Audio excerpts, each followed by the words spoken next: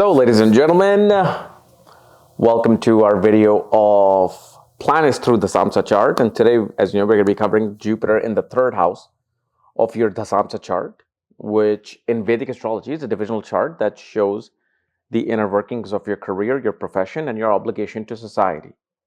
Okay. And as always, we do not know if you have this particular position and what sign it's in, what the astrological details are. For that, check out the links here. Check out my full astrological report, including my books, consultations, and link to my academy, Vedic Astrology Academy, where I have my courses, including my KRS vlogs, where I upload all the uncensored videos there. And I'm going to be uploading a very interesting video by end of this week on intimacy and remedies of intimacy. It is amazing what you learn from the classics. So, and also, Merry Christmas, Happy Holidays to everybody. Hope everybody's safe.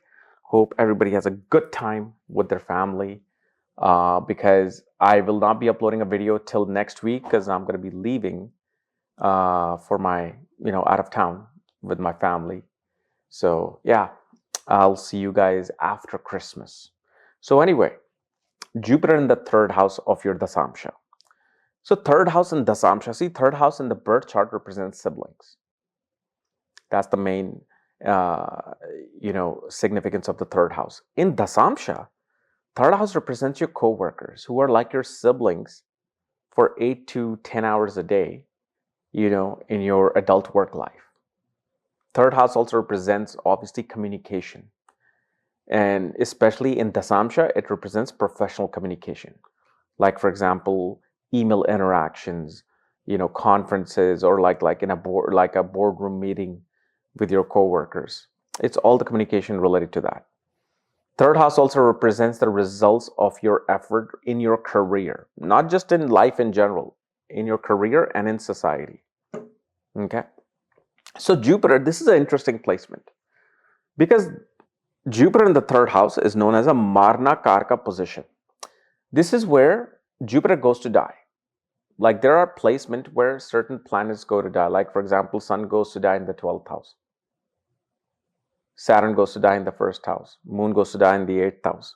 So there's these placements where a planet kind of loses its position.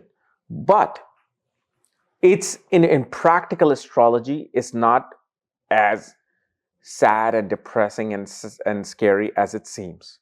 Okay. Because trust me, if you're worried about being successful, I've seen many millionaires in my own personal life with Sun in the 12th house or Saturn in the first house. Okay, so let's forget about that. What this simply means, why Jupiter goes to die in the third house? Because Jupiter is about higher communication with the God.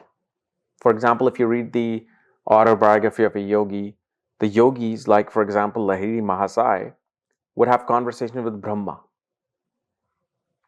and he would tell his disciples, okay, I'll talk to Brahma about your situation. Or I'll talk to Brahma about giving you eyesight. Now here Jupiter is forced to do gossip communication because third house represents gossip as well. In Dashamsha represents gossip within the office. So one thing that happens is this person, first of all, because Jupiter represents wisdom, and especially in Dashamsha represents professional wisdom. See, most of the wisdom outside of spirituality is related to our career. We're always looking for lessons and taking extra conferences and certifications to improve our career. Here it shows that your wisdom comes through co-workers. You're not able to give out wisdom of your own because you're the type of individual who likes to work in a team. So even if, let's say, for example, with the Jupiter in the third house, you'll find a CEO of a company. It doesn't mean that, okay, well, you're not going to be able to have wisdom and you're not going to be successful. No, it simply means that this is an individual who relies on opinions of others to make a decision. So this is a particular CEO, co-worker, manager who'll be like, okay, I need to get my team around so I can get ideas. I've got ideas on my own, but I'm not sure. So it's a particular situation that shows that They want to, collaborate with people. That's what this Marna Karka is. They're constantly getting feeds from the coworkers about what to do in career. Their own wisdom does not fructify. Maybe they don't want it to fructify. That's another thing. You don't want it to. Why? Because you're so much and so motivated to learn about somebody else's opinion. And at the same time, this Jupiter, on the other hand, does very well whenever you do business partnerships in your group setting in your work, and it gives you tremendous amount of links with professional people. Like these people's phone will have a lot of people from their work. For example, my own phone, I have no more than 8 or 9 contacts, and they're all just family. Actually, not, I think that's exaggerating. I would probably say 15 or 16. And that's nothing, because I know some other people, my friends and all that, they'll have like 80, 90 contacts.